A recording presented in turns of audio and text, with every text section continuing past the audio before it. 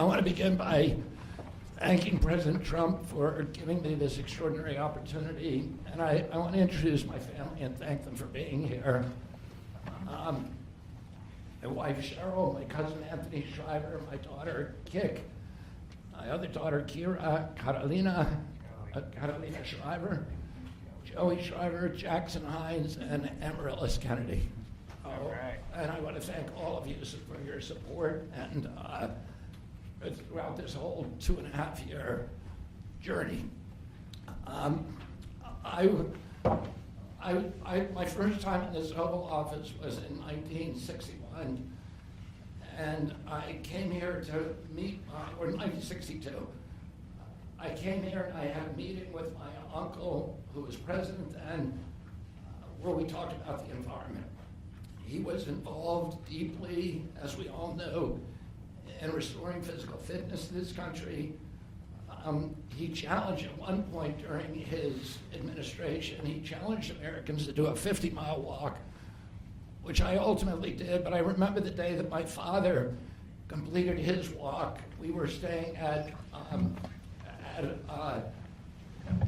at Camp David, and my father came in after 18 hours walking on the C&O towpath with his feet bleeding and blisters on them.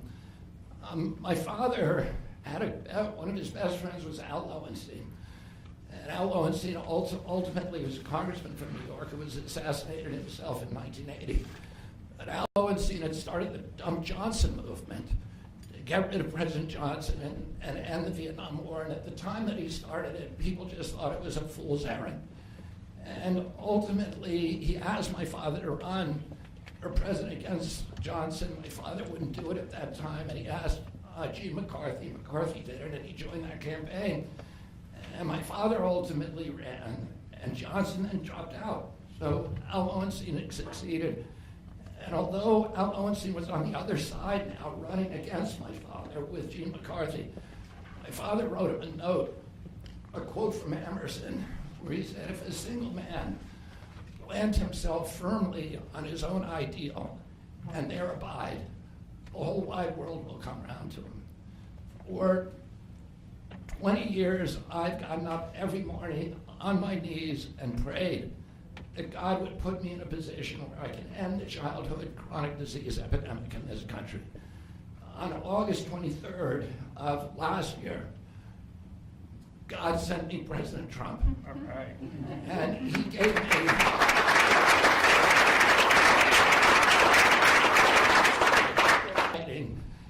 and we did a handshake, and everything that he told me he was going to do, he has done. Right. And I'm so grateful to him, and I've told you before, I genuinely believe that you are a pivotal historical figure, and you are going to transform this country at a time when we see all of the indicia of democracy now in tatters in our country. We see the rise of the military-industrial complex, the rise of totalitarianism, these attacks on our Constitution, and this breathtaking epidemic that is disabling our people.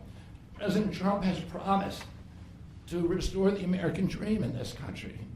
A healthy person has 1,000 dreams. A sick person only has one. 60% of our population has only one dream, that they get better. President Trump has promised that he's going to restore America's strength. But we can't be a strong nation if we have a weak citizenry. If people are sick, 60% of our people are sick, 77%, as President Trump mentioned, of our children cannot qualify for military service. And we need a man on a white horse now. We need somebody who is willing to come in and has the spine and the guts and the strength to challenge orthodoxies, to stand in the way of vested interests, and to break institutions that have turned against our democracy. President Trump has shown again and again that he is that hero. And most recently, I greatly appreciate, and I called you the day that you announced the termination of USAID. My uncle started USAID in 1961 for humanitarian purposes, to put our country on the side of the poor. It has been captured by the military-industrial complex.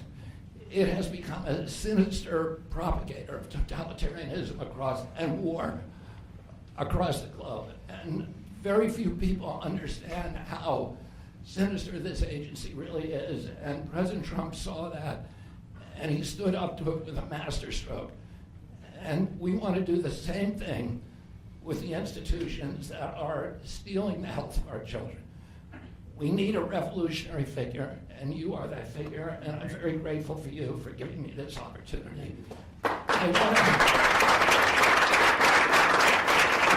want to recognize some of the allies that I've had in this battle for a long time: Senator Rand Paul, Senator Ron Johnson, Senator Roger Marshall, Marjorie Taylor Greene, and Buddy Carter, who've all been champions of the MAHA agenda before I even came along.